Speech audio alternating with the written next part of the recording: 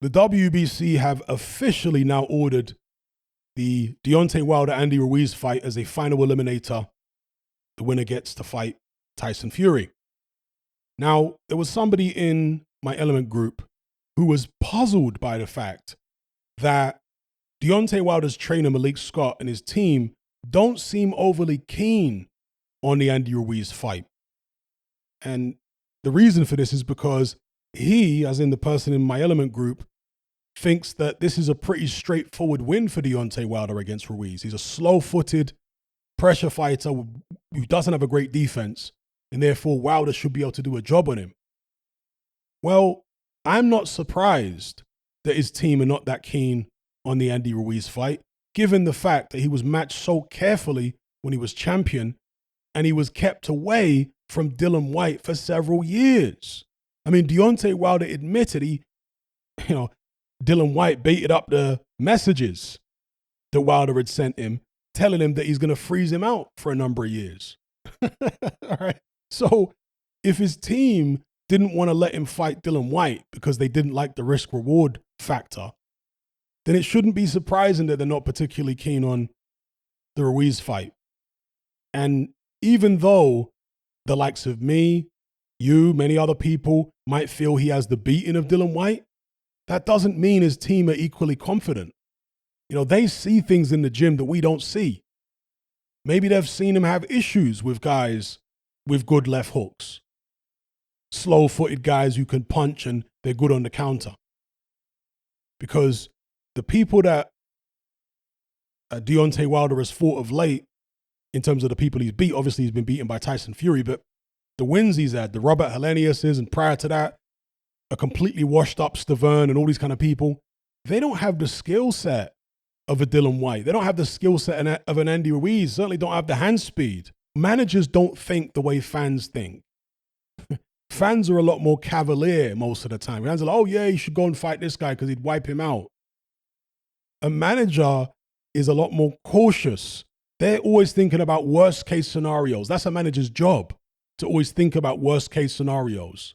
Whereas fans, you're not always looking at it that way. In fact, you're usually not looking at it that way. You're weighing it up and thinking, okay, this guy should beat that guy.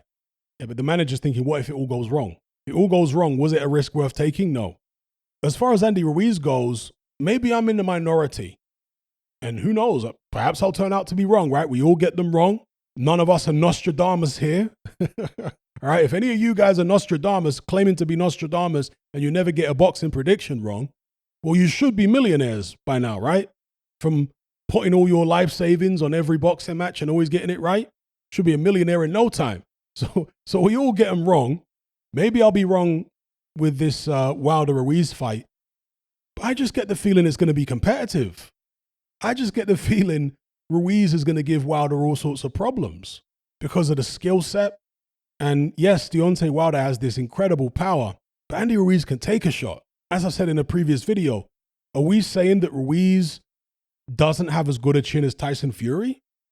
Are we saying Fury's got a better chin than Ruiz and better recuperative powers than Ruiz? In that third round in the first AJ fight, Ruiz went down hard. I mean, he was decked heavy, and he got straight back up and put AJ on the floor within seconds. I mean, isn't that good powers of recovery?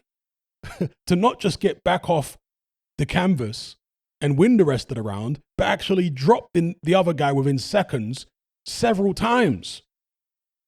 That's great powers of recovery. You go look at that Luis Ortiz fight. He took the kind of shots from Ortiz that had Deontay Wilder in 6s and 7s in their first fight. When Wilder came out after being hurt at the end of whatever round it was against Ortiz in the first fight, inexplicably, the doctor wanted to check Wilder out. Well, you can't do it in between the round? They gave Wilder extra time to recover at the start of one of those rounds in the first Ortiz fight. That's how buzzed and hurt Deontay Wilder was. Went back to the corner on wobbly legs. That didn't happen with Andy Ruiz, did it? When he got hit by them Luis Ortiz shots, he wasn't on wobbly legs. So, yeah, he got dropped against Chris Arreola. He got dropped against AJ. What, didn't Tyson Fury get dropped against Nevin Pikage and Steve Cunningham? I mean, I think people should at least consider some of the things I'm saying. Again, maybe I'll turn out to be wrong. Maybe Wilder wipes him out in a round. But I just feel like people might be overlooking certain things here. Yeah, Wilder is this tremendous puncher, but how gung-ho is he going to be with the right hand when Ruiz's counters are so fast? Very, very fast, right? This will be, without a shadow of a doubt, the most quick-handed fighter that Deontay Wilder has ever faced by a mile. And the most aggressive counterpuncher that Wilder's ever faced by a mile. That's presuming the fight goes ahead. Just because it's been ordered by the WBC, it doesn't mean either fighter has to accept the fight. They can still go in a different direction if they want to. So, yeah, I think it's interesting. It's a fight I've long wanted to see. And I certainly hope it happens, not just because it's a great stylistic matchup, but also because I don't want to see Deontay Wilder leapfrogging other more worthy contenders to a heavyweight title shot. I don't want to see that. I want to see him earn the shot by beating the Andy Ruizes of the world. So, let's see it. And to finish off, I do wonder what style Andy Ruiz is going to employ against someone like Deontay Wilder. We assume it's going to be the old pressure fighting style. But I don't know. Maybe the time he spent with Eddie Reynoso has left a lasting impression on him in terms of the way that he thinks and approaches the game of boxing. Is he actually going to try and do more of that standoffish counterpunching stuff that we saw him do against Ortiz? Would that actually be a good idea against Deontay Wilder rather than just going forward and allowing Deontay Wilder to line him up more easily? It's going to be interesting. Is Andy Ruiz basically turning into a elite version of, God, what's that guy called? That journeyman from Philly. He's a short, the guy who was rumored to have knocked out Anthony Joshua in sparring prior to the first Ruiz fight. I forget his name. Journeyman from Philly with a long beard, white guy with a Eastern European surname. I forget his name. Is Andy Ruiz going to turn into an elite version of him? Because he's kind of like, they used to call him the white James Toney, that guy, in the gyms in Philly and whatever, because he liked doing all the Philly shell stuff.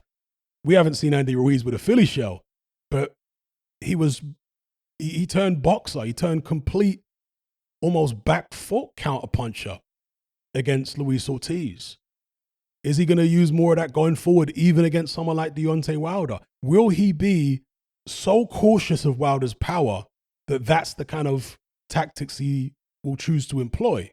So, going to be fascinating. Another reason why I'm interested in watching it. Let me know what you guys think in the comments.